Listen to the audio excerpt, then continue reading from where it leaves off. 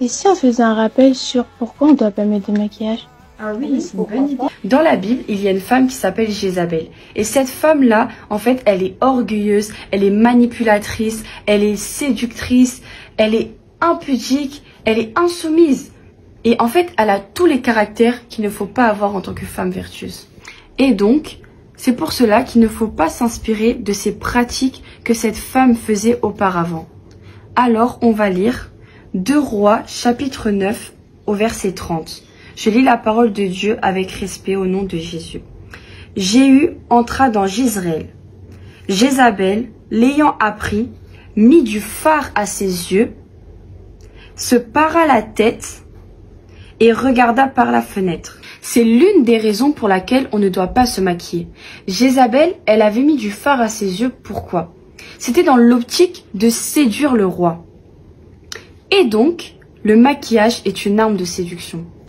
Mais c'est pas une raison suffisante pour dire que on ne doit pas se maquiller. Le Seigneur n'aime pas le mensonge. Et lorsque tu mets du maquillage, lorsque tu mets des faux cils, du rouge à lèvres, tu creuses tes joues, tu mets des faux ongles, tu fais croire que tu as des longs ongles, tu fais croire que tu as de longs cils alors que ce n'est pas le cas. C'est comme si tu mentais. On se rend compte aussi aujourd'hui que les femmes, elles se maquillent, puis ensuite elles sortent. Et quand elles rentrent, elles se démaquillent. À l'image de Jézabel qui se maquille pour sortir.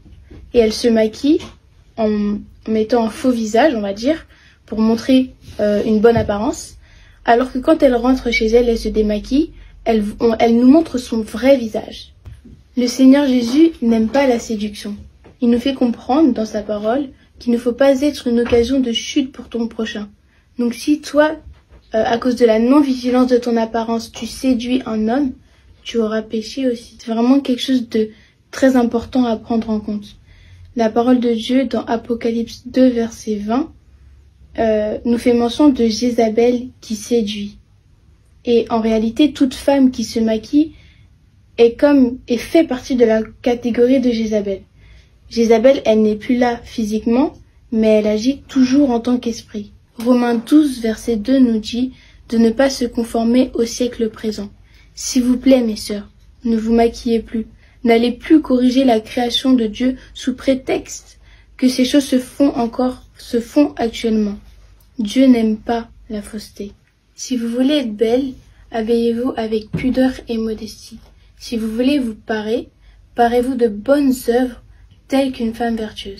Eh oui, mes sœurs, nous sommes des filles du roi des rois, des enfants de Dieu. Est-ce une attitude jugée digne d'être son enfant?